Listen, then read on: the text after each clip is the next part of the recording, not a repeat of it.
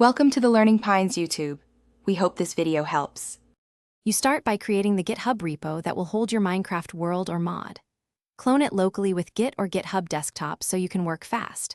Add a README, a proper, gitignore tailored to Java or Fabric/Forge, and an assets folder for textures or data packs. Commit the initial files and push them.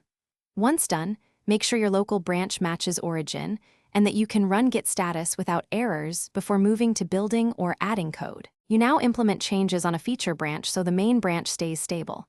Make focused commits that explain what changed and why, then push the branch to origin. Open a pull request to merge into main, describe the purpose, list steps to test, and request reviewers. If you have CI set up, watch the checks and fix failures quickly. Once reviewers approve and tests pass, you can merge. Use squash or merge strategies that match your repo conventions. You finish by creating a release tag and uploading compiled jars or zipped worlds so others can download a stable build.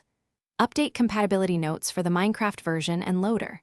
Once released, deploy to your server or share with testers. If something breaks, inspect server and CI logs, run local tests, and use git bisect to find the bad commit, revert or hotfix as needed. One key tip: if a mod crash isn't reproducible, compare environment.